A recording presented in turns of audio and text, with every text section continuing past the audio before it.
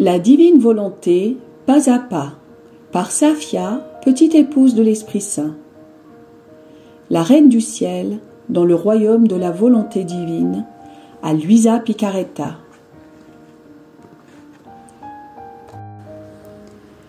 Prière quotidienne à la Reine céleste.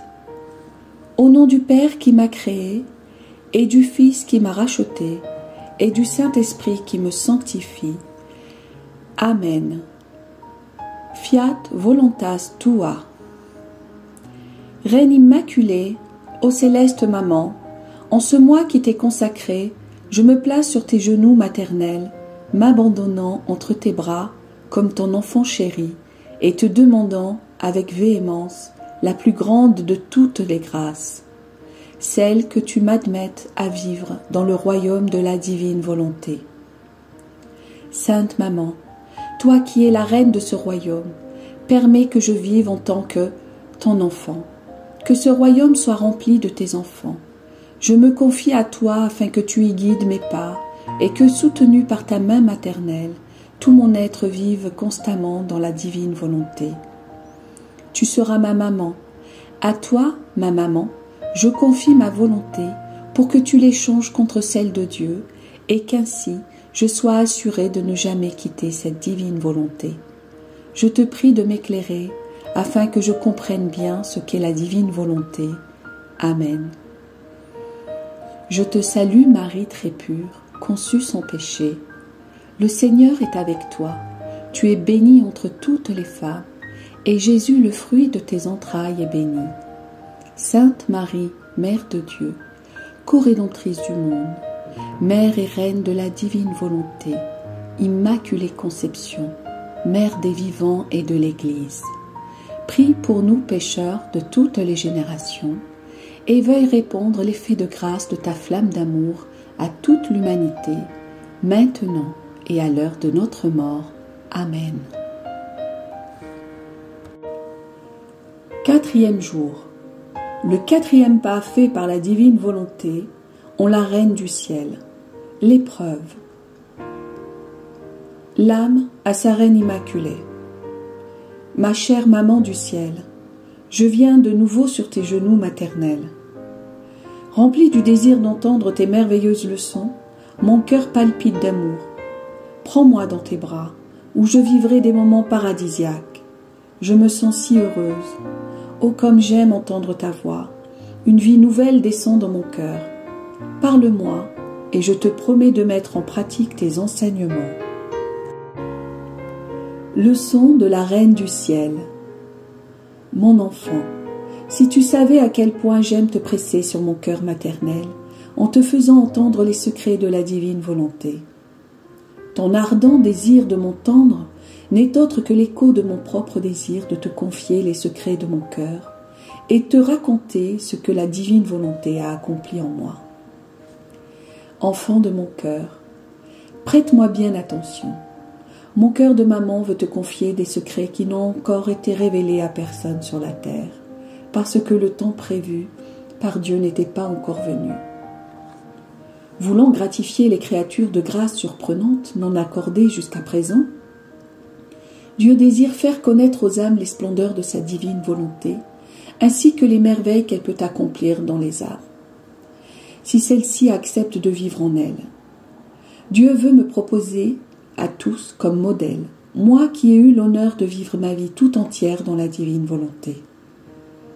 Sache, mon enfant, qu'aussitôt que je fus conçu et que la Sainte Trinité se trouva en ravissement devant mon petit être, le ciel et la terre firent la fête en mon honneur et me reconnurent comme leur reine. J'étais tellement identifiée avec mon Créateur que je me suis sentie comme investie de la royauté divine. Je ne savais pas distinguer de séparation entre mon Créateur et moi. La divine volonté qui m'animait était la même qui animait les divines personnes. Elle nous rendait inséparables. Tandis que tout était sourire et fête entre la Sainte Trinité et moi, je compris que tout ce qui m'arrivait devait être sanctionné par une épreuve que j'aurais à surmonter. L'épreuve surmontée est la bannière qui proclame la victoire. Elle met en sûreté tous les biens que Dieu désire donner à l'âme, la rend mûre et la dispose à faire de grandes conquêtes. Je compris la nécessité de cette épreuve et je voulus honorer mon Créateur par un acte de fidélité, allant jusqu'au sacrifice de ma vie, en reconnaissance des mers de grâce reçues de Dieu. Comme il est beau de pouvoir dire « Tu m'as aimé et je t'ai aimé » sans avoir traversé l'épreuve. Personne ne peut dire cela. Dieu créateur m'informa que l'homme avait été créé innocent et saint. Pour lui, tout était bonheur. Il avait le contrôle sur toute la création et tous les éléments répondaient à ses souhaits. Comme la divine volonté régnait en Adam, lui aussi était inséparable de son Créateur. Pour pouvoir lui maintenir tous ses droits et ce pouvoir, le Créateur le soumit à une épreuve.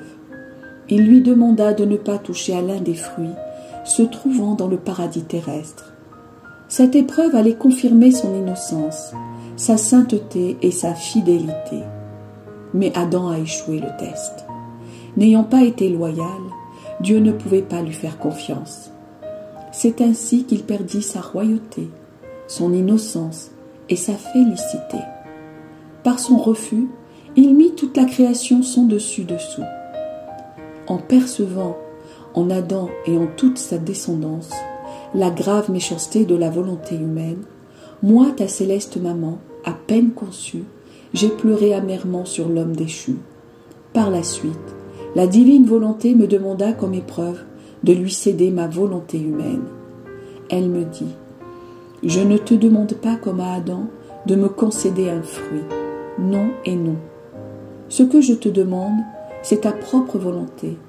Tu la conserveras, mais tu vivras comme ne l'ayant pas. La plaçons sous la domination totale de ma divine volonté, qui sera ta vie et qui pourra disposer de toi à sa convenance.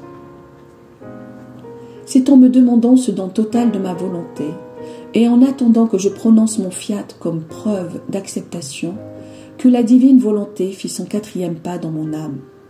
Demain, quand tu reviendras sur mes genoux, je te ferai part des suites de cette épreuve. Puisque je désire tant que tu imites ta maman, je te conjure de ne jamais rien refuser à Dieu, même si cela doit se répercuter sur toute ta vie. Que tu demeures continuellement fidèle est ce que Dieu attend de toi. Son dessein sur toi, ainsi ton âme pourra devenir un chef-d'œuvre de l'être suprême.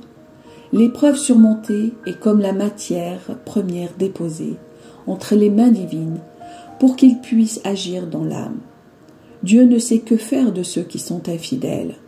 L'âme infidèle sème le désordre dans les travaux grandioses de son Créateur. Sois donc attentive, cher enfant. Si tu demeures fidèle dans cette épreuve, tu m'en verras toute heureuse. Ne me cause pas d'inquiétude. Donne-moi ta parole et en conséquence, je te guiderai et te soutiendrai en tout comme mon enfant. L'âme à sa reine immaculée. Sainte maman, tu sais combien je suis faible.